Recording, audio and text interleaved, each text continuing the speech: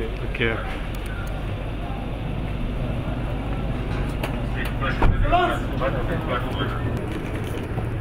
L'État en charge d'officier de travail à la prison militaire de Ndolo.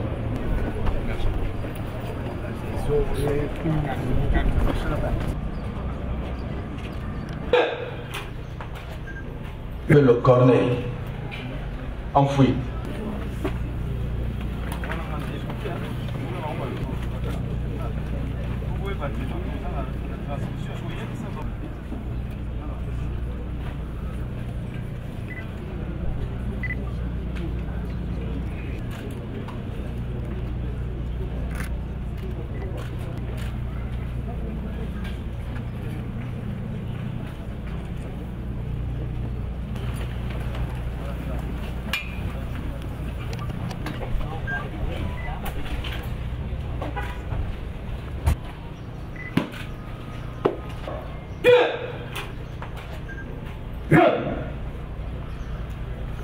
Hey. Donc, Monsieur Nzitas, 9, Monsieur Nkuba Sheban, 10 plutôt, Monsieur Nkangia Nyamachabo, Madame Monkango Nganga Brenda, en fuite. Monsieur Chibambi Kalonji Ange, en fuite. Monsieur Bioyo Yaounze Josué, en fuite. Jean-Pierre, en fuite. Monsieur Chisola Yannick, pour crime de guerre. Participation à un mouvement insurrectionnel 6 août 2024. Le greffier. 2024. Opposant ministère public et partie civile, la République démocratique procéder à la peine nominale de prévu.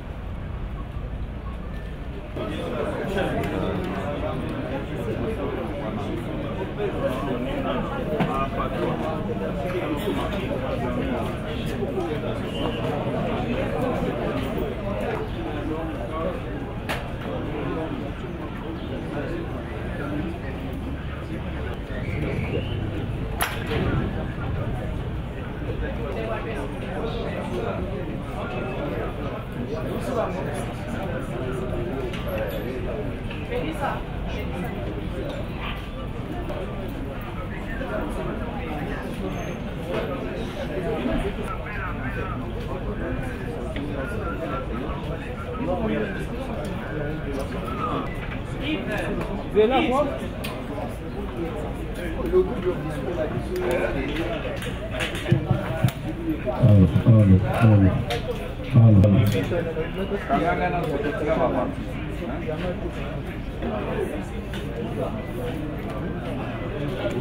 Pour les crimes de guerre, l'homicide intentionnel, partie civile, la République démocratique du Congo, Monsieur Corneille Nanga, son père n'a pas été identifié, et deux, également originaire d'édition, à savoir, crime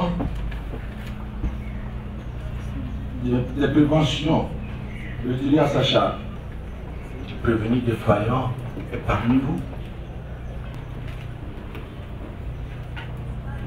Maître Ramadan Nika, sollicitant votre réaction.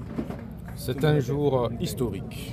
Vous savez, le chef de l'État, lorsqu'il m'a nommé ministre d'État, ministre de la Justice et garde du Sceaux, il m'a assigné des missions claires, entre autres celle de rendre efficace le front judiciaire interne contre l'agression rwandaise qui passe par certains Congolais qui acceptent de trahir la République au profit des étrangers.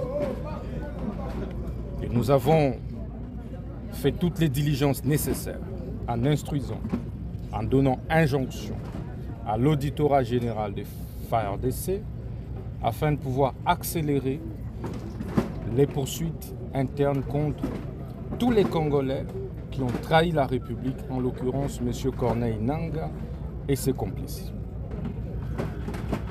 L'auditorat général a mis en place un mécanisme d'enquête, d'instruction préjuridictionnelle ayant donc abouti à l'ouverture d'un procès public. Lequel procès public a été ouvert le 24 juillet 2024. Et aujourd'hui, c'est l'aboutissement heureux de ce long processus d'instruction juridictionnelle.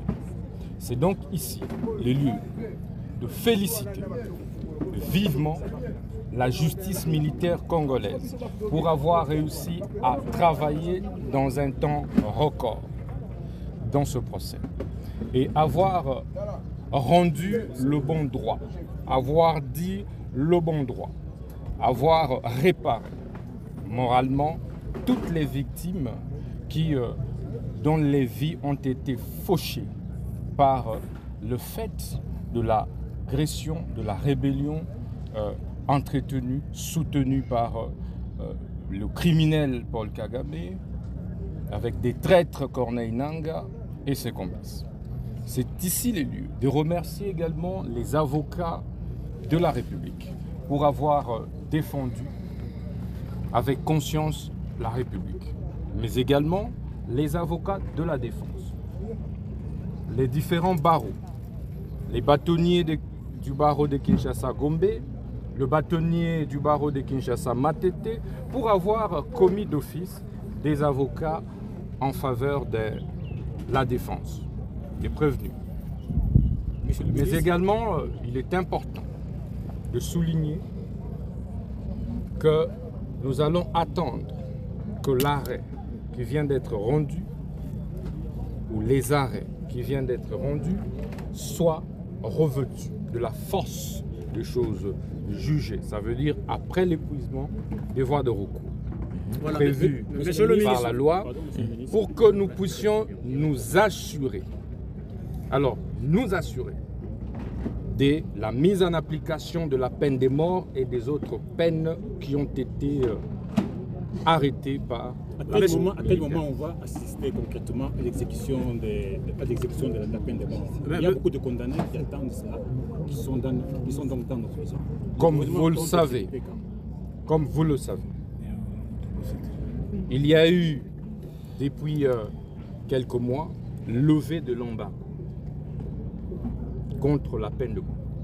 Je puis vous rassurer que nous allons veiller à l'application de la peine de mort telle qu'arrêtée par la Cour militaire. Monsieur le ministre, vous êtes également en direct de la RTNC. C'est vrai, il y a parmi le 26 prévenus, il y a une partie qui est condamnée par défaut. Ça veut dire qu'ils n'ont pas comparé en personne. Donc on est Nangaa et les autres qui se retrouvent non seulement à la caverne, mais dans une zone déjà occupée. Depuis longtemps, l'État n'a pas accès. Comment ça va se passer dès lors qu'au premier degré, on a déjà instruit leur arrestation et confiscation de biens? Comment ça va se passer pour les arrêter? L'application de ces décisions ou de ces condamnations?